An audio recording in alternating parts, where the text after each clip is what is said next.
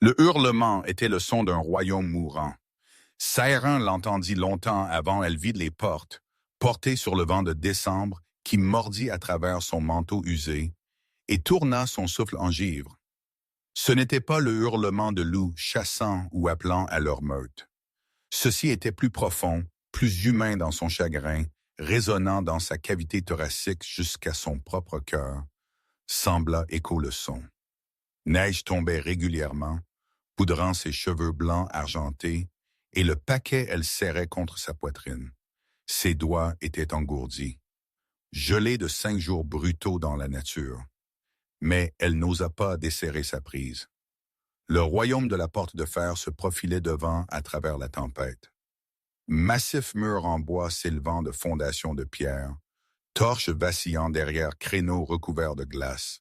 Ombre se déplaçait le long des remparts, garde arpentant dans le crépuscule. Les jambes de Sarin tremblaient d'épuisement alors qu'elle grimpait la pente finale vers l'entrée.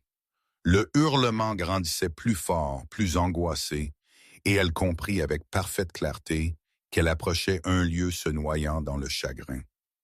À l'intérieur du paquet, elle portait 2 petits corps s'agitèrent faiblement.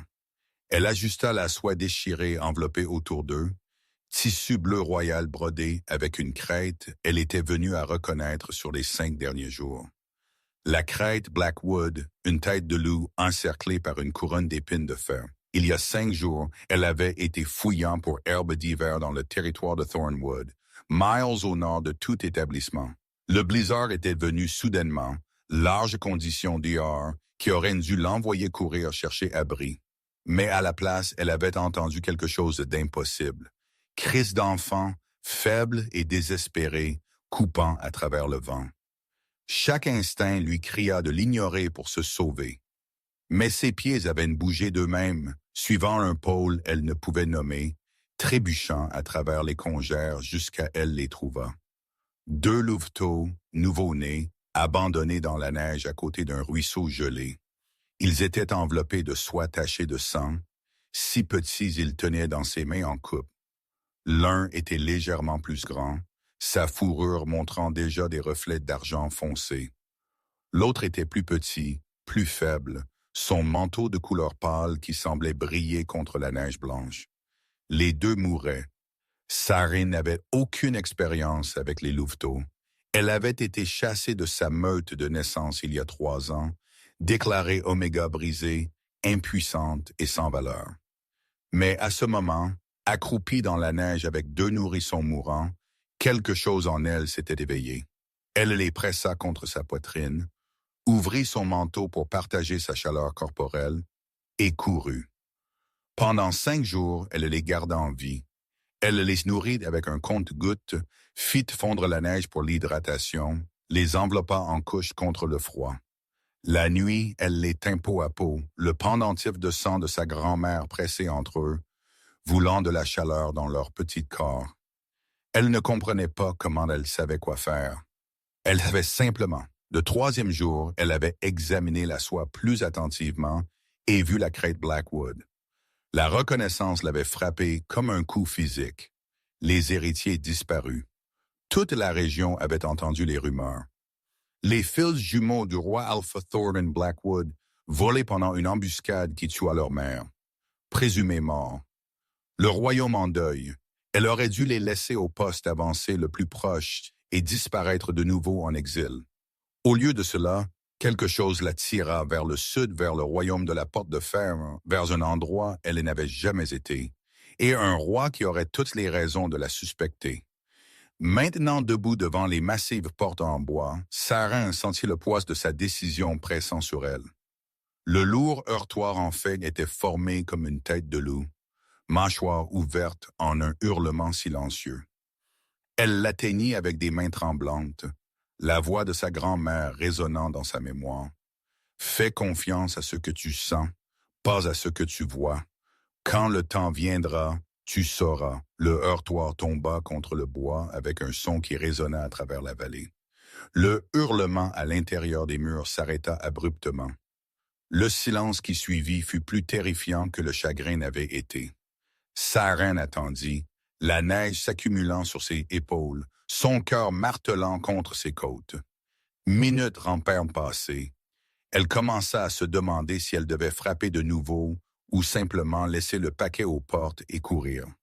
Puis elle entendit des pas approchant de l'autre côté, lourdes bottes craquant à travers la neige.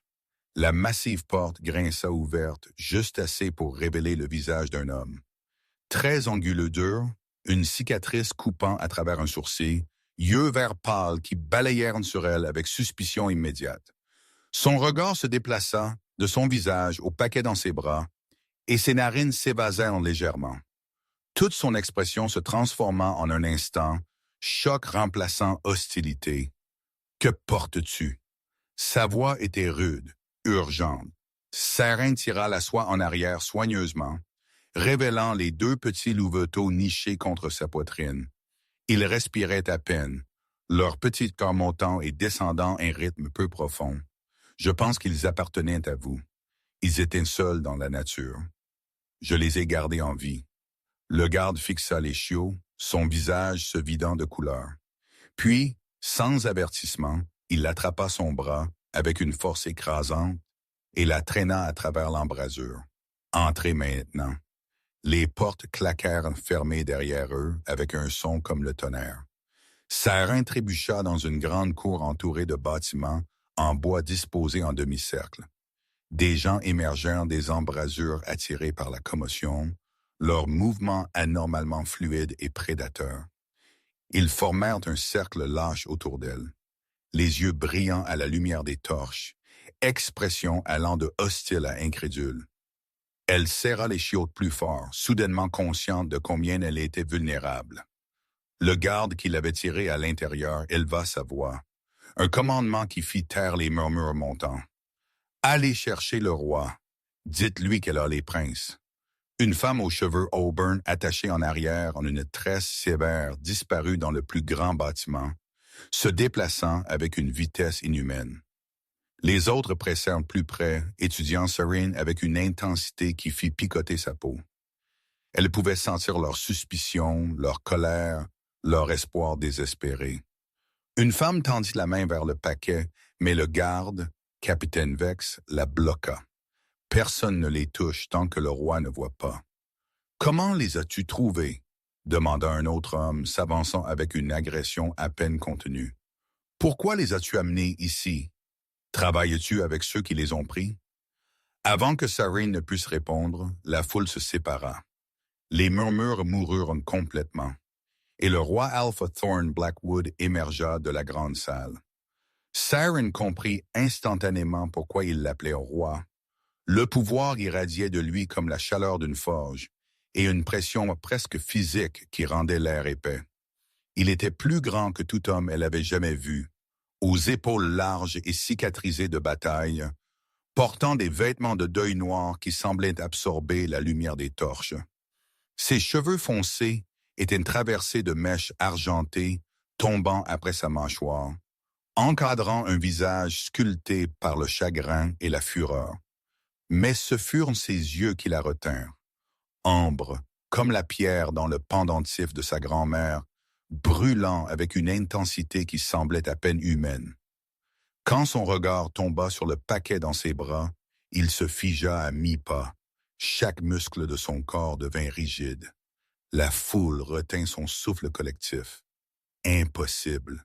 Le mot était à peine audible, un son brisé d'un homme qui avait oublié comment l'espérer. Thorn traversa la cour à grandes enjambées, réduisant la distance entre eux. Sarin aurait dû être terrifié.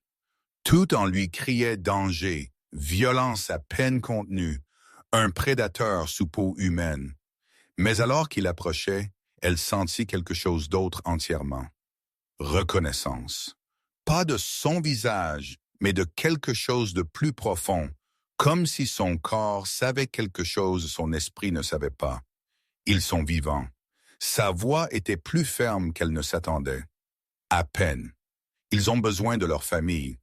Il s'arrêta devant elle, assez près pour qu'elle puisse sentir la chaleur anormale irradiant de son corps, malgré l'air glacial. Son regard se déplaça des chiots à son visage. L'étudiant avec une telle intensité, elle se sentit transparente. Un des chiots, le plus grand, s'agita dans le paquet et laissa échapper un petit gémissement aigu. Le son brisa quelque chose en Thorn. Sans avertissement, il tomba à genoux dans la neige devant elle, un roi réduit à un père brisé.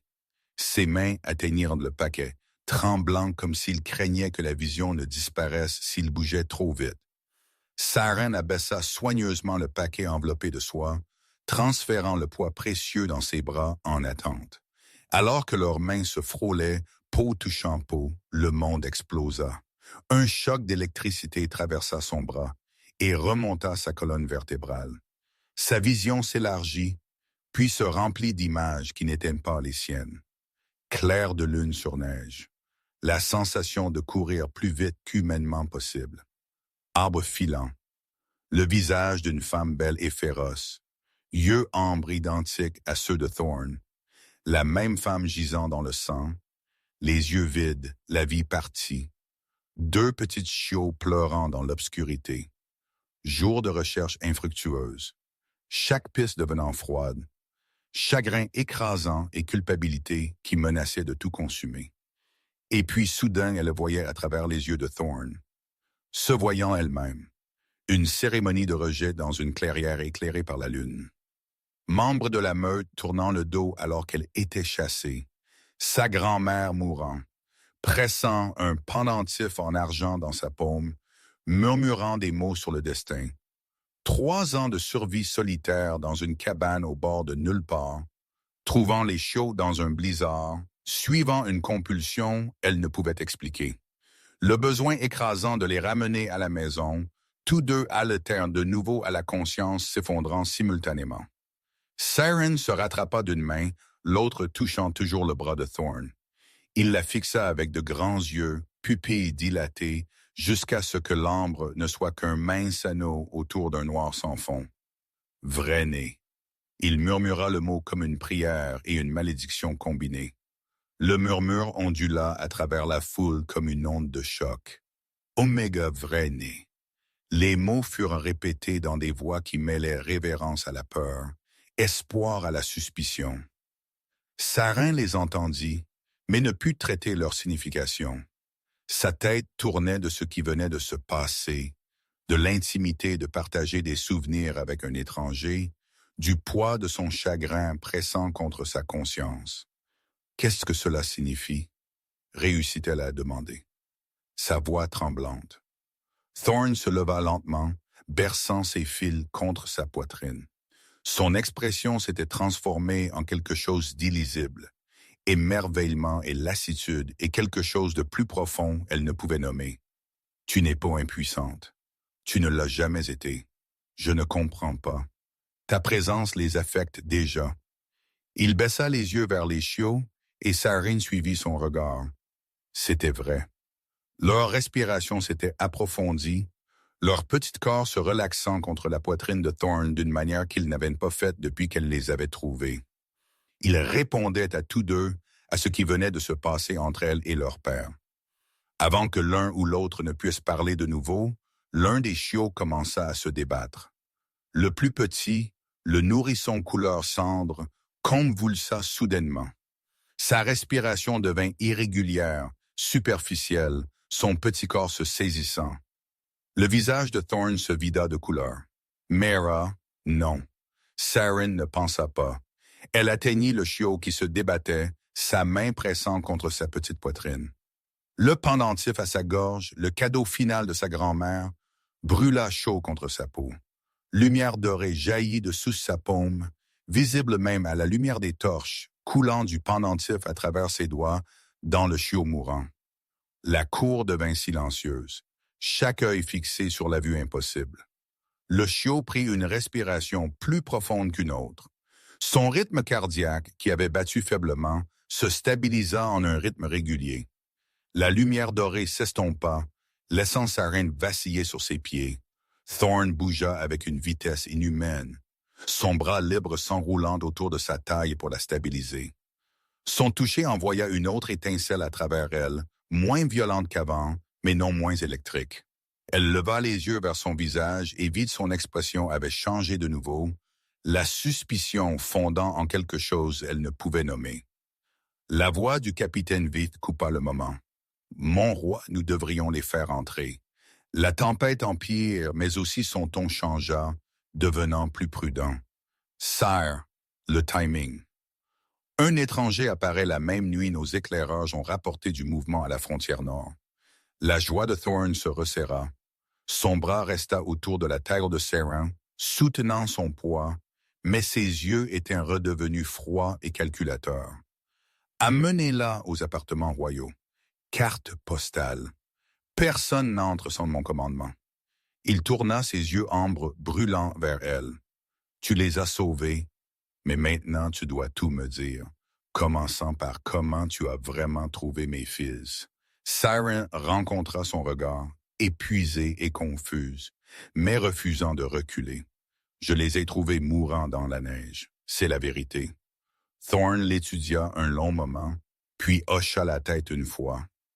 Nous verrons. Alors qu'il se déplaçait vers la grande salle, Saren serra son pendentif, le sentant chaud sous ses doigts.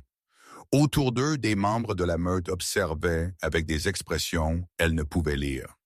Certains reconnaissants, d'autres suspicieux, et au-delà des murs, dans l'obscurité de la forêt, quelque chose observait.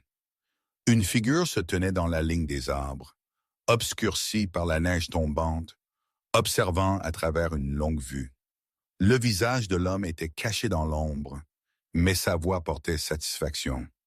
Donc le vrai-né vit. Parfait.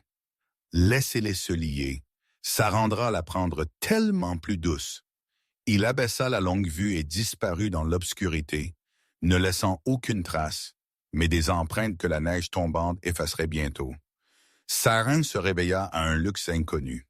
Drap doux contre sa peau, chaleur d'un foyer crépitant, la faible odeur de pain et quelque chose de médicinal. Pour un moment désorientée, elle ne put se souvenir où elle était. Puis la mémoire revint. Les portes, la cour, Thorne s'effondrant à genoux, la vision aveuglante quand leurs mains se touchèrent, le chiot mourant haletant de nouveau à la vie sous sa paume. Elle s'assit soigneusement, son corps endolori d'un épuisement plus profond que tout physique. La pièce autour d'elle n'était rien comme elle s'attendait. Elle avait imaginé quelque chose de primitif, bois brut taillé et peau d'animaux, mais se trouva plutôt dans une chambre qui parlait de richesse et de raffinement. Poutres en bois planaient au-dessus, sculptées de motifs complexes. Le lit qu'elle occupait était assez grand pour 3 personnes, drapé de fourrure et de linge fin. Tapisseries couvraient les murs de pierre dépeignant des loups courant sous une pleine lune. La cheminée était massive, construite de pierres de rivière, flamme dansant derrière un écran de fer orné. Elle avait été nettoyée. Ses cheveux, non plus emmêlés de neige et de saleté, pendaient en vagues humides sur ses épaules. Quelqu'un l'avait vêtue de vêtements qui n'étaient pas les siens. Une tunique bleue royale de laine douce, leggings en cuir ajusté, bottes doublées de fourrure qui semblaient chères. Ses vêtements d'exil déchirés n'étaient nulle part à voir. La seule chose qui restait d'avant était le pendentif de sa grand-mère, toujours chaud contre sa peau. À travers la pièce près de la cheminée, un nid spécialement conçu tenait 2 petites formes. Les chiots tous deux dormaient paisiblement, leurs petits corps montant et descendant en rythme synchronisé. Elle sentit une envie écrasante d'aller vers eux pour vérifier qu'ils respiraient vraiment, vraiment vivants. Tu as dormi 3 heures. La voix vint des ombres près de la fenêtre. Saren se tourna, son cœur sautant pour trouver Thorne debout dans l'obscurité. Il regardait la neige tomber au-delà de la vitre, son dos à elle, portant toujours les vêtements de deuil noir de plus tôt. La position de ses épaules portait une tension qui parlait d'insomnie et d'inquiétude. Il se tourna quand il sentit son attention, et à la lumière du feu, son visage semblait hanté. Cernes sombres ombraient ses yeux ambres. Un muscle travaillait dans sa mâchoire. Il l'étudia avec la même intensité qu'avant, comme s'il essayait de lire quelque chose écrit sous sa peau. Mera a dit, « Tu as donné trop d'énergie à Ash. » Sa voix était rude, comme s'il avait passé les heures à crier des ordres. Tu aurais pu mourir. Le regard de Saren se déplaça vers le nid. Ash, le plus petit chiot, celui qui avait arrêté de respirer. Est-il? Les deux sont stables. Thorn traversa la pièce, ses mouvements fluides malgré sa taille. Grâce à toi. Les mots portaient gratitude, mais aussi confusion, suspicion, et quelque chose de plus profond elle ne pouvait nommer. Saren repoussa les couvertures et se leva, ses jambes instables. Elle se déplaça vers le nid, ayant besoin de les voir de ses propres yeux. Les deux chiots s'agitèrent légèrement à son approche. Petit nez tressaillant. Le plus grand, fourrure argent foncé brillant à la lumière du feu, laissa échapper un doux gémissement. Le plus petit, Ash avec son manteau pâle couleur cendre, se pressa plus près de son frère. Ils étaient beaux, parfaits, vivants. Dis-moi tout. La voix de Thorn vint directement derrière elle, assez près pour qu'elle puisse sentir la chaleur anormale irradiant de son corps. Où exactement les as-tu trouvés? Comment as-tu su les amener ici? Saren ne se retourna pas. Elle garda ses yeux sur les chiots, trouvant plus facile de dire la vérité en ne rencontrant pas ce regard ambre brûlant. Je les ai trouvés près d'un ruisseau gelé dans le territoire de Thornwood. Il y a 5 jours, je ramassais des herbes d'hiver quand le blizzard a frappé. J'aurais dû chercher abri, mais j'ai entendu des pleurs. Pleurs de nourrissons impossibles dans cette nature. J'ai suivi le son. Elle fit une pause, se souvenant du moment où elle les avait trouvés. Je ne reconnus pas la crête au début. Je savais seulement qu'ils mouraient. Je les ai gardés en vie avec chaleur corporelle, avec instinct, avec tout ce que ma grand-mère m'avait appris sur la guérison. Ce ne fut pas avant le 3e jour que j'ai examiné la soie assez attentivement pour voir la crête Blackwood. C'est là que j'ai su qu'ils étaient des héritiers disparus. Et tu les as amenés ici. Pourquoi? La voix de Thorn était plus proche maintenant, presque à son oreille. Tu aurais pu les laisser à n'importe quel poste avancé, collecter une récompense, disparaître de nouveau dans quelque vie tu avais avant. Quelque chose m'a tiré ici. Saren se tourna finalement pour lui faire face, inclinant sa tête en arrière pour rencontrer ses yeux. Je ne peux l'expliquer mieux que cela. Chaque instinct disait de courir pour me sauver pour éviter cet endroit. Mais quelque chose de plus fort disait de les ramener à la maison à toi.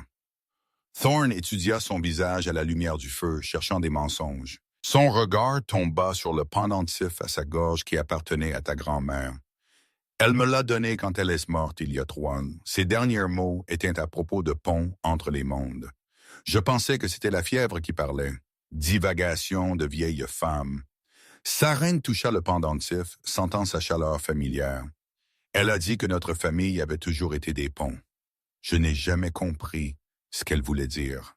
Quelque chose changeait dans l'expression de Thorn. Ta grand-mère Winters, elle fut sage-femme à ma naissance. Elle savait ce que nous étions.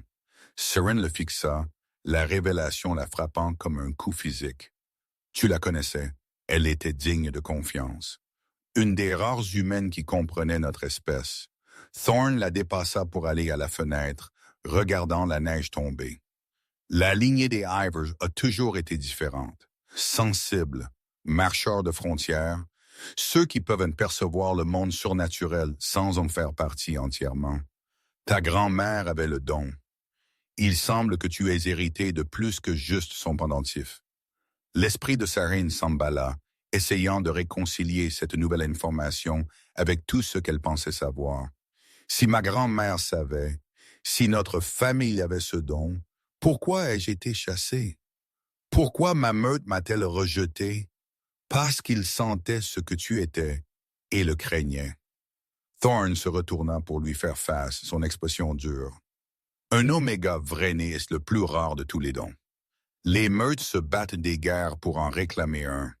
Ta meute de naissance ne comprenait probablement pas ce que tu étais, seulement que tu portais un pouvoir qu'ils ne pouvaient contrôler. Alors, ils t'ont appelé brisé et t'ont chassé avant que tu ne puisses t'éveiller pleinement. Le mot frappa aux fondations de tout ce que Saren croyait sur elle-même. 3 ans à penser qu'elle était sans valeur, impuissante, rejetée parce qu'elle était défectueuse. Et maintenant, cet étranger lui disait que tout cela avait été un mensonge, qu'elle avait été chassée non pas parce qu'elle était trop faible, mais parce qu'elle était trop forte. Avant qu'elle ne puisse traiter cela, la porte s'ouvrit. Une femme entra portant une sacoche en cuir. Elle était plus âgée, peut-être 50 ans, avec des cheveux auburn fortement striés d'argent, tirés en arrière en une tresse pratique. Ses yeux étaient vifs et intelligents, ne manquant rien alors qu'il balayait Saren. Alors, tu es enfin éveillé. La femme posa sa sacoche sur une table proche et commença à sortir divers objets. Fiolets de verre, herbes séchées, un étrange instrument en cuivre. Je suis Mera, guérisseuse royale. Assieds-toi, laisse-moi t'examiner. Saren hésita, mais Thorn fit un léger hochement de tête. Mera ne demande pas 2 fois. Elle s'assit sur le bord du lit tandis que Mera approchait. La guérisseuse prit son poignet, pressant 2 doigts sur son poing de poule, comptant silencieusement. Puis elle tira en arrière les paupières de Saren, examinant ses pupilles à la lumière du feu, souleva le pendentif, l'étudiant avec un intérêt professionnel. Elle s'éveille. Mera relâcha le pendentif et recula, son expression pensive. Le lien avec la princesse l'a accéléré. Dans des circonstances normales, un oméga vrai-né découvre ses capacités graduellement sur des années. Tu as découvert les tiennes dans un moment de désespoir. Qu'est-ce que cela signifie? Demanda Saren, regardant entre Mera et Thorn. Oméga vrai-né. Tout le monde continue de le dire comme si je devais comprendre. Mera tira une chaise près et s'assit, son regard égal et direct. Dans la hiérarchie de notre espèce, il y a des alphas qui dirigent, des bêtas qui appliquent et des omégas qui équilibrent. Mais parmi les omégas, il y a des degrés de pouvoir. La plupart sont des empathiques, capables de sentir et d'apaiser les émotions au sein de leur meute. Mais un oméga vrai-né est quelque chose de plus. Tu peux sentir la trahison et les mensonges. Tu peux sentir les blessures émotionnelles comme si elles étaient physiques. Et le plus dangereux de tout, tu peux projeter des émotions, calme guérisseur ou peur militarisée, quoi que tu veuilles que ce soit. Saren sentit sa gorge se serrer. C'est ce que j'ai fait à Ash. Je lui ai donné de l'énergie.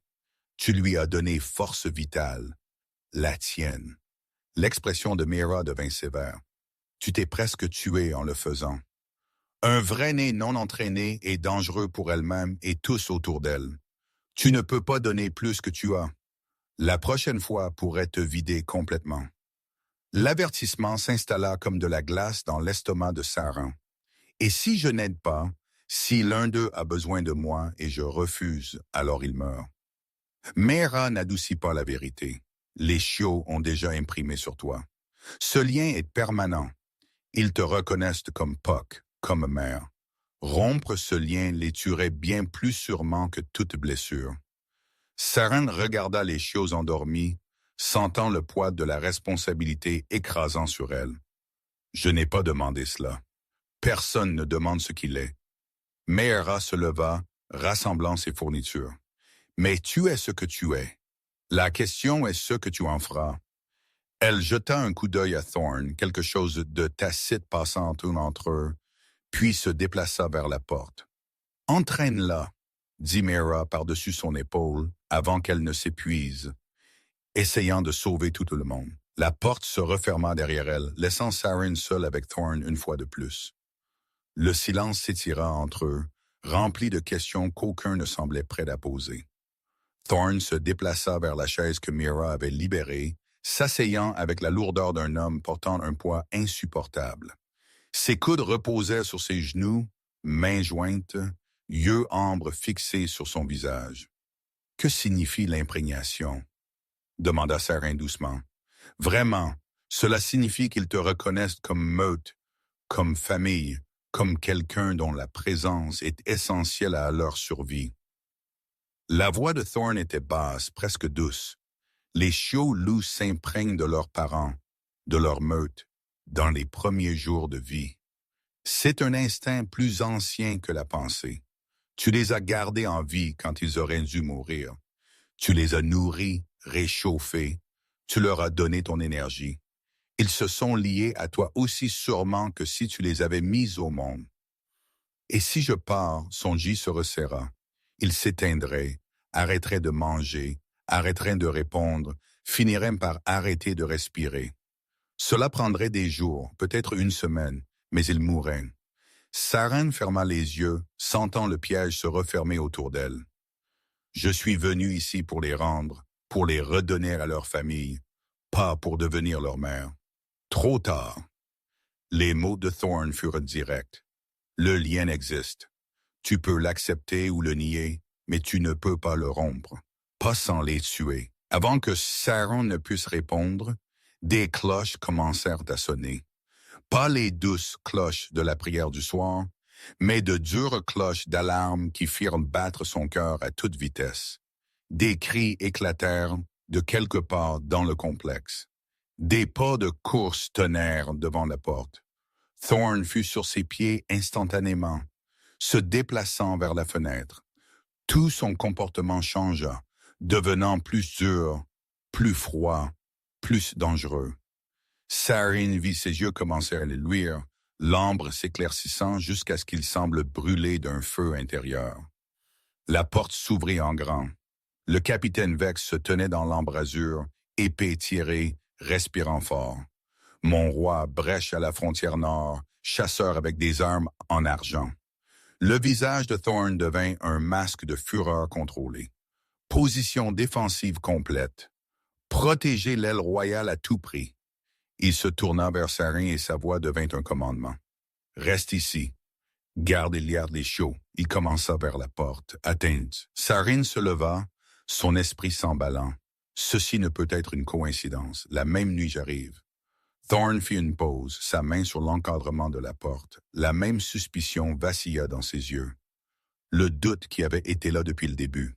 « Vex, dis-moi. »« Monsieur, un des éclaireurs a capturé un chasseur avant qu'il ne meure. » L'expression de Vex était sombre. Le chasseur riait, dit qu'ils étaient ici pour le Vraine et la lignée royale. Dit que quelqu'un leur avait promis les deux. Le sang de Sarin se glaça. Il savait. Il savait que je venais ici. L'expression de Thorne devint de pierre. C'était un piège. Il la regarda et elle vit la réalisation se former. Ils t'ont laissé trouver les chiots. Savait que tu les ramènerais à la maison. Savait que nous te laisserions à l'intérieur des murs. Pas eux, cousin. Moi si. La nouvelle voix vint de l'embrasure, douce et froide. Un homme entra dans la pièce, passant devant Vex avec une confiance décontractée. Il était grand, presque aussi grand que Thorne, avec des traits similaires, mais plus maigres, plus raffinés. Cheveux foncés, yeux pâles, portant des vêtements qui parlaient de richesse et de statut. Derrière lui venaient deux gardes, membres de la meute par leur odeur. Mais quelque chose n'allait pas chez eux. Leurs yeux étaient ternes, leurs mouvements mécaniques. La réaction de Thorne fut instantanée. Son corps se déplaça partiellement, ne se transformant pas entièrement, mais n'étant plus entièrement humain. Ses yeux brillaient plus fort, des griffes s'étendirent de ses doigts, des canines s'allongeant dans Crocs. Oh l'homme, qu'elle y sourit. C'était le sourire d'un prédateur, vide de chaleur. « Bonjour, cousin. Je vois que tu as été réuni avec tes précieux héritiers. Comme c'est touchant. » Sarin sentit l'air dans la pièce changer, devenant chargé de violence, à peine retenue.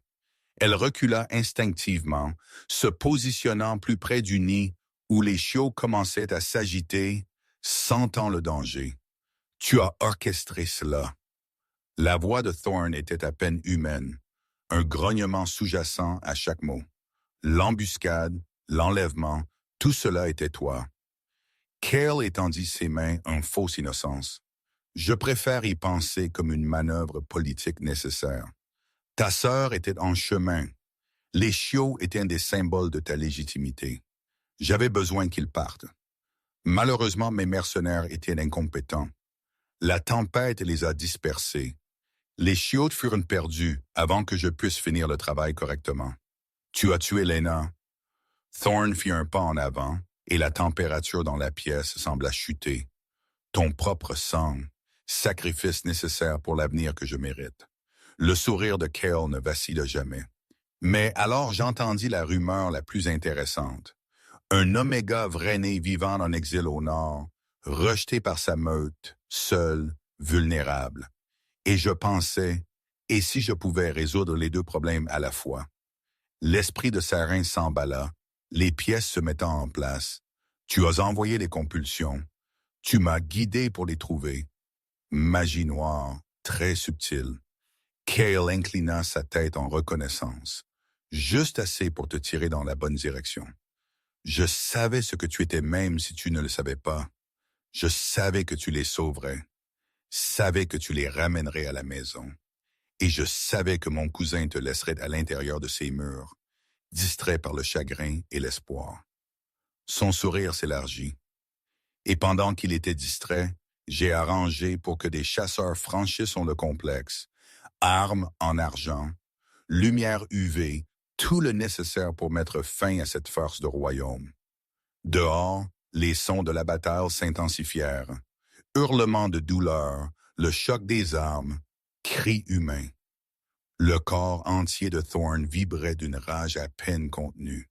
« Que veux-tu, Cale? » Ses yeux pâles brillèrent. « Je veux le trône.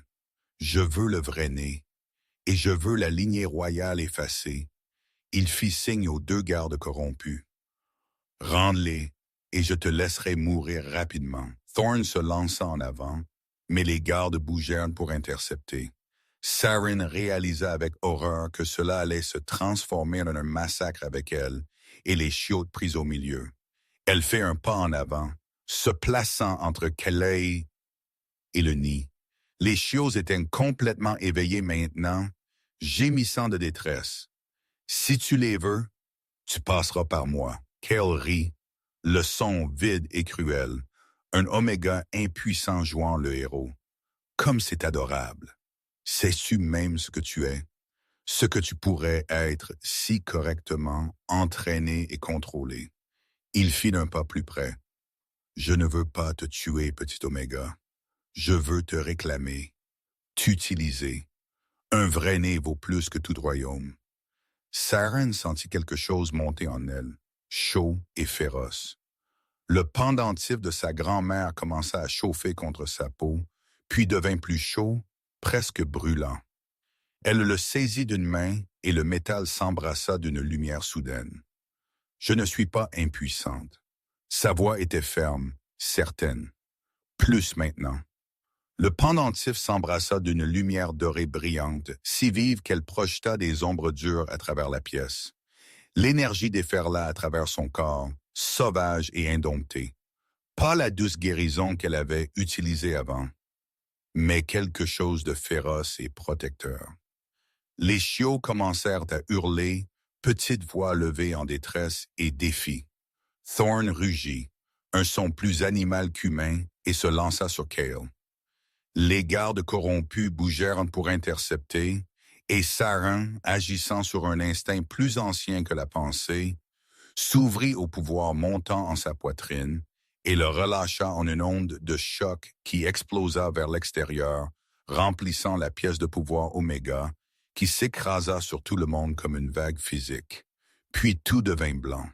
L'onde de choc psychique explosa vers l'extérieur de Sarin comme une force physique. Lumière dorée et radiante du pendentif de sa grand-mère en vagues qui déformaient en l'air lui-même. Les deux gardes corrompus qui avaient avancé sur Thorn s'effondrèrent instantanément, se tenant la tête comme si leur crâne se fendait. Ils arrivèrent au sol, submergés par des émotions qui n'étaient pas les leurs. Honte, trahison, le poids écrasant de la traîtrise contre leur roi, leur meute, tout ce qu'ils avaient juré de protéger. La projection n'était pas douce. Elle était brutale et impitoyable, les forçant à ressentir toute l'ampleur de leur crime. Cale chancela en arrière, sa façade confiante se fissurant pour la première fois. Ses yeux pâles s'écarquillèrent de choc alors que le pouvoir Oméga le submergeait, le forçant à confronter le poids de ce qu'il avait fait, tuant son propre sang, orchestrant le vol de chiots innocents, trahissant son royaume par ambition. Tout cela s'abattit sur lui à la fois, et pour un moment sa contenance se brisa complètement. Mais Thorn sentit quelque chose d'entièrement différent.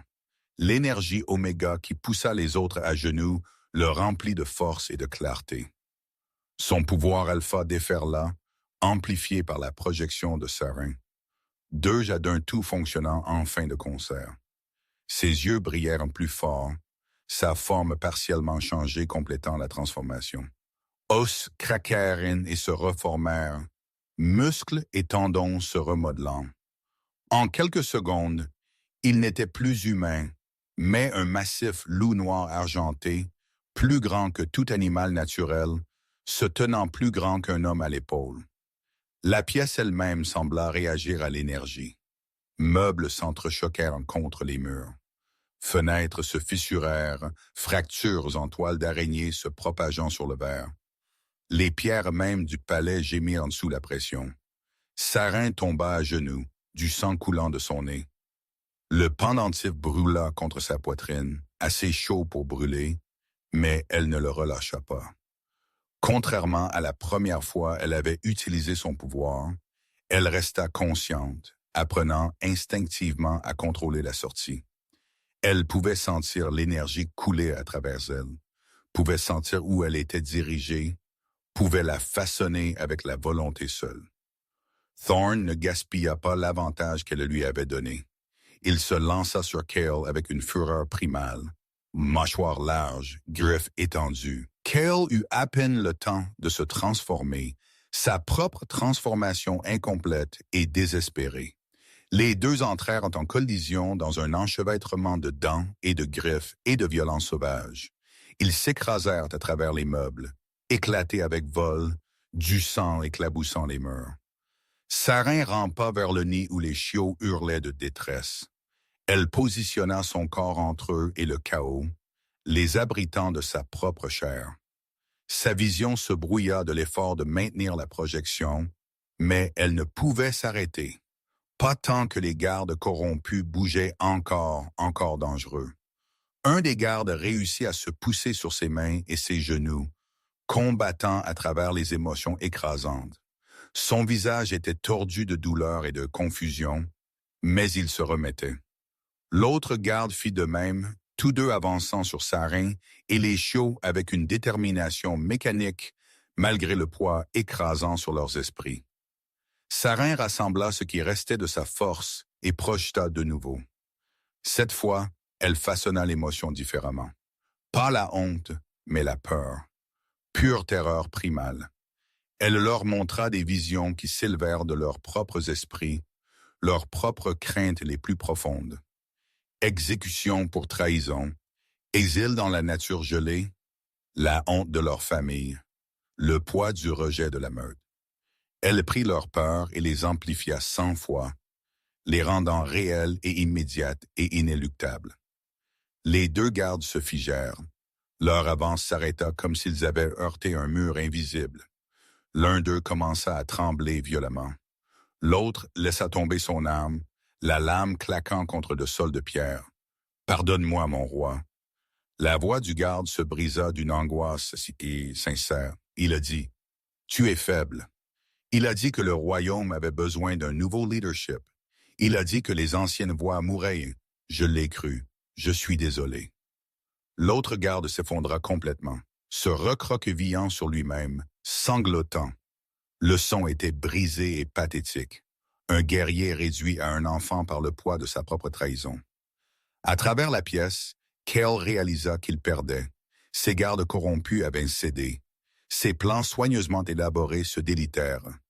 Le vrai nez qu'il avait voulu capturer se révélait bien plus dangereux qu'il n'avait anticipé. Et son cousin, le roi qu'il avait cru faible de chagrin, le déchirait morceau par morceau. En désespoir, Cale fit un choix. Il ne pouvait vaincre Thorn en combat direct, mais il pouvait frapper ce que Thorn aimait le plus. Avec le reste de sa force, il se détacha du roi Alpha et se lança non pas sur Thor, mais sur le nid où les chiots gisaient vulnérables derrière la forme tremblante de Saren. Saren le vit venir. Il n'y eut pas le temps de projeter de nouveau, pas le temps d'utiliser son pouvoir, seulement le temps d'agir. Elle se jeta complètement sur les chiots, couvrant leur petit corps du sien. Les griffes de Kale, armées d'argent à cette fin exacte, déchirèrent dans son dos. La douleur explosa à travers son corps, blanche, chaude et brûlante. De profondes entailles s'ouvrirent de ses omoplates à sa taille, le sang trempant à travers la tunique bleue instantanément. Mais les chiots étaient indemnes. Le rugissement de Thorn secoua toute l'aile du palais. Ce n'était pas un son humain, ni même un son de loup, mais quelque chose de plus ancien et de plus terrible. Pure fureur alpha déchaînée. Il traversa la distance entre eux en un seul bond, les mâchoires se refermant autour de la gorge de Kayleigh avant que le traître ne puisse frapper de nouveau. Il y eut d'un craquement écœurant d'os cassés. Les yeux de Kale s'écarquillèrent de choc, puis se vidèrent. Quand Thorn le relâcha, le corps s'écroula au sol, sans vie. Le grand loup se tint au-dessus de son cousin tombé un moment, poitrine haletante, du sang coulant de son museau. Puis la forme de loup fondit, os et muscles se remodelant en forme humaine. Thorn, nu et couvert de sang, se précipita là où Saren s'était effondré sur les chiots. Il la roula doucement sur le côté, révélant l'étendue de ses blessures. Les entailles étaient profondes, saignant abondamment, et là où les griffes de Kayleigh, armées d'argent, avaient coupé, la chair devenait déjà d'un gris malsain. Empoisonnement à l'argent. Si non traité rapidement, il se propagerait. Les chiots rampèrent dessous la forme inconsciente de Saren, inouïe, mais détresse. Ils grimpèrent sur elle, gémissant, petits nez pressant contre son visage comme s'ils essayaient de la réveiller. La voix de Thorn, quand il appela à l'aide, était cheval brut d'émotion. Mera, non. La porte s'ouvrit en grand quelques instants plus tard. Mera arriva avec sa sacoche en cuir. D'autres membres de la meute inondèrent derrière elle pour sécuriser la pièce. Le capitaine Vex se déplaça immédiatement pour vérifier le corps de Kale, confirmant ce que tout le monde savait déjà. Le traître était mort. Mera tomba à genoux à côté de Saren, ses mains bougeant déjà avec une déficience de pratique. Elle arracha la tunique ruinée, exposant les blessures entièrement. Son expression se serra quand elle vit l'empoisonnement à l'argent se propageant des coupures. Que quelqu'un m'apporte de l'eau chaude, un linge propre, et apporte mes réserves de l'aile de guérison. Maintenant, les membres de la meute se dispersèrent pour obéir. Thorn resta agenouillé à côté de Saren, une main serrant la sienne, ses yeux fixés sur son visage. Elle était inconsciente, mais respirait, sa poitrine montant et descendant en rythme peu profond. Va-t-elle vivre? Sa voix était à peine audible. Mera ne répondit pas immédiatement. Elle était trop occupée à travailler, tirant des fioles de sa sacoche, mélangeant des composés, appliquant de la pâte sur les blessures pour neutraliser l'argent. Les chiots refusèrent de s'éloigner, se blottissant contre le côté de Sarah, comme si leur petite présence pouvait l'ancrer à la vie. Elle survivra. Mera dit finalement, bien que son ton fût sombre, mais elle a donné trop vite. Son corps a besoin de temps pour récupérer du drainage d'énergie. L'empoisonnement à l'argent, je peux traiter, mais l'épuisement court plus profond que la chair. Elle a besoin de jours de repos, peut-être plus longtemps. Dehors, les sons de la bataille s'estompaient. Des hurlements victorieux s'élevèrent des guerriers de la meute. Les chasseurs avaient été repoussés ou capturés. Le capitaine Vex apparut de nouveau dans l'embrasure, son armure bosselée et ensanglantée, mais son expression victorieuse. Mon roi, le complexe est sécurisé. Les traîtres ont été traités. Les supporters restants de Kayleigh se sont rendus ou ont fui. Thorn ne détourna pas le regard de la base de Saren et les chasseurs fuyant vers le nord. Sans le leadership de Kale et ses promesses de paiement, ils se dispersèrent comme les lâches qu'ils sont. Nous en avons capturé 3 vivants pour interrogatoire. Le reste ne passera pas l'hiver s'ils essayent de traverser les montagnes dans la tempête. Thorn hocha la tête une fois. Interrogez les prisonniers. Je veux savoir comment la conspiration de Deep a couru. Qui d'autre savait? Qui d'autre l'a aidé? Vex salua et se retira, laissant Thorn seul avec Mira et l'Oméga inconsciente qui avait sauvé ses fils. Les heures qui suivirent se brouillèrent ensemble. Mira travailla toute la nuit traitant les blessures de Saren, surveillant l'empoisonnement à l'argent, forçant des breuvages guérisseurs entre ses lèvres. Thorn refusa de partir, refusa de manger ou de dormir, s'asseyant en veille à côté du lit où il l'avait déplacé. Les chiots refusèrent de partir aussi, se blottissant contre le côté de Sarah, leur petit corps montant et descendant avec sa respiration. À l'aube, le danger immédiat était passé. L'empoisonnement à l'argent était contenu. Les blessures cicatriseraient, mais guériraient. La respiration de Sarin s'était approfondie en un vrai sommeil plutôt qu'en inconscience. Mais elle ne se réveilla pas. Un jour passa, puis un autre. Mara assura à Thorn que c'était normal, que le corps de Saran avait besoin de temps pour reconstituer ce qu'elle avait donné. Mais il attendait toujours. Le matin du 3e jour, les yeux de Saran s'ouvrirent enfin. Elle se réveilla pour trouver Thorn dans la chaise à côté de son lit, sa main tenant la sienne. Il avait l'air hagard, cerne sous les yeux, sa mâchoire ombrée d'une barbe non rasée. Mais quand il la vit éveillée, le soulagement inonda ses traits si complètement qu'il sembla des années plus jeune. Les chiots, sa voix était à peine un murmure. « Sûr grâce à toi. » La voix de Thorn était épaisse d'émotion. Il l'aida à s'asseoir soigneusement, attentif à son dos bandé, lui apporta de l'eau, tenant la tasse à ses lèvres de main douce. « Cale, mort. Tu es en sécurité maintenant. » Il posa la tasse de côté. Mais le conseil est arrivé. Ils ont entendu ce qui s'est passé. Ce que tu as fait. Saren sentit une pointe de peur. Que veulent-ils? Ils veulent vérifier que tu es vraiment vrai.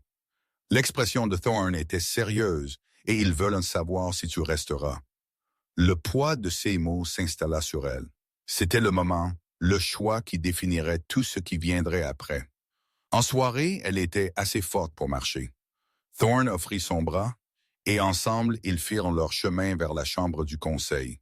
Les chiots suivirent, non plus contents d'être séparés d'elle. Ils marchaient à ses talons comme de petites ombres, leur présence un rappel de ce qu'elle avait combattu pour protéger. La chambre du conseil était une grande pièce, avec un haut plafond éclairé par des dizaines de bougies. 5 personnes étaient assises à une longue table représentant des territoires voisins. Ils étaient plus âgés, au visage sévère, portant le poids des années et de la responsabilité. Ils regardèrent Saran entrer avec des expressions allant de curieuses à hostiles. L'interrogatoire commença immédiatement. Comment avait-elle manifesté des capacités de Vraine sans entraînement? Prêterait-elle serment de loyauté au royaume de la Porte de Fer? Accepterait-elle le rôle d'Oméga Royal? Une conseillère, une femme aux cheveux blancs et aux yeux froids, se pencha en avant. Elle est humaine. Un Vraine n'a jamais été humain. C'est contre nature. Une corruption des anciennes voies. Mais un autre, un homme aux yeux gentils et aux tempes grisonnantes, contre-attaqua. Elle a sauvé les héritiers royaux. Elle a exposé et aidé à vaincre un traître. Elle a failli mourir en les protégeant. Si la lune ne l'a pas envoyée, alors comment l'expliques-tu? Le débat fit rage dans les deux sens. Arguments sur la tradition et la nécessité, la peur et l'espoir, ce qui avait toujours été et ce qui pourrait être. Saren resta silencieuse à travers tout cela. Thorn à ses côtés, les chiots à ses pieds. Elle pensa à sa cabane dans la nature, les années solitaires d'exil, la vie qu'elle avait connue, petite et tranquille et sûre. Mais elle pensa aussi aux chiots la regardant avec une confiance complète. De la main de Thorn étude sur son bras, des membres de la meute qui lui avaient hoché la tête avec respect alors qu'elle passait, d'appartenir enfin après si longtemps seule. La voix de Thorn coupa à travers le débat comme une lame. Assez. Il fit un pas en avant, sa présence commandant un silence immédiat. Elle s'est prouvée dans le sang des sacrifices. La question n'est pas si elle est digne. La question est si nous sommes dignes d'elle. Il se tourna vers Sarine, ses yeux ambres tenant les siens. Le choix est tien. Toujours rester comme Oméga et consort royal ou partir avec notre protection et gratitude. Personne ne te forcera. C'est notre loi la plus sacrée. Sarine prit une inspiration, puis s'agenouilla lentement, non pas en soumission, mais en acceptation, en reconnaissance de quelque chose de plus grand qu'elle-même. J'ai été chassée pour être impuissante. Sa voix porta à travers la chambre silencieuse. J'ai vécu 3 ans croyant que j'étais brisée, mais tu m'as montré la vérité. Je n'ai jamais été brisée. Elle leva les yeux vers Thorn. J'attendais, attendant de trouver ma meute. Elle baissa les yeux vers les chiots qui pressaient contre ses genoux, attendant de trouver mon but, attendant pour eux. Elle se leva, rencontrant les yeux de chaque membre du conseil à tour de rôle. Je choisis de rester. Je choisis la meute de la porte de Fear. Je choisis d'être ton Oméga. Le conseil échangea des regards. Puis, un par un, ils hochèrent la tête. La cérémonie de liaison fut brève mais profonde. Ils lui donnèrent un cerclet d'argent, délicat et beau, marqué d'un croissant de lune. Thorn prononça le vœu formel, sa voix ferme. En tant que roi alpha, j'accepte Sarine Vale comme Oméga royal, cœur de cette meute, mère des héritiers, partenaire du trône. Quand il prit sa main, la connexion psychique qui s'était enflammée quand ils se touchèrent pour la première fois s'installa, permanente, incassable. Ils le sentirent tous deux. Un sentiment de justesse, comme des pièces de puzzle s'emboîtant enfin. Le lien vibra entre eux, non plus sauvage, mais fort et stable. Les chiots sentirent le lien complété et levèrent leur petite tête, hurlant à l'unisson. Le son était absurde et adorable. Voix de bébé élevée dans ce qu'ils pensaient être une féroce déclaration. Autour de la chambre, des sourires percèrent des expressions sévères. Sarine les regarda avec un amour écrasant. Ash, elle nomma le plus petit pour la force et le feu. Amber, elle nomma son frère pour la lumière et l'obscurité. Les membres de la meute rassemblée, qui avaient observé des bords de la pièce, s'inclinèrent en reconnaissance. Leur Oméga non plus interrogé, mais accepté. Ce soir-là, Sarah se tint à la fenêtre des appartements royaux. Regardant la neige tomber sur le royaume, elle était en quelque sorte devenue partie d'eux. Les blessures sur son dos faisaient mal, mais c'était une bonne douleur, le genre qui signifiait guérison. Thorn la rejoignit, enroulant un manteau de fourrure autour de ses épaules contre le froid. Son bras resta autour d'elle, solide et chaud. « Le regrettes-tu » demanda-t-il doucement. « Rester? » « Non. » Sarine se pencha dans sa chaleur. « Pour la première fois de ma vie, je ne me sens pas perdu. Moi non plus. » Sa main trouva la sienne, doigts s'entrelaçant. Derrière eux, Ash et Amber dormaient paisiblement dans leur nid, sûrs et contents. Dehors, le royaume s'installa dans la paix. Des gardes machinent les mœurs. La meute se déplaçait selon ses routines du soir. La neige tombait doucement, couvrant le sang et la violence des jours passés d'une couverture de blanc.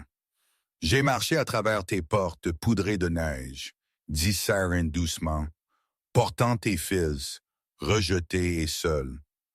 Maintenant je me tiens ici comme Oméga, non plus rejeté, non plus seul. Thorn la tourna pour lui faire face, ses yeux ambres reflétant la lumière du feu. Tu n'étais jamais seul. La lune te guidait à la maison. Ils se tinrent ensemble, Alpha et Oméga, veillant sur leur royaume et leurs enfants. Alors que le premier lever de soleil après la bataille se levait sur Porte de Fer, le ciel s'éclaircit du noir au bleu profond ou au rose, peignant le monde couvert de neige en couleur d'espoir. Et dans la maison de la meute en dessous, alors que le royaume s'éveillait à la paix, une nouvelle histoire commença à se répandre. Le conte de l'Oméga qui n'est pas et de l'Alpha qui trouva son cœur dans la neige.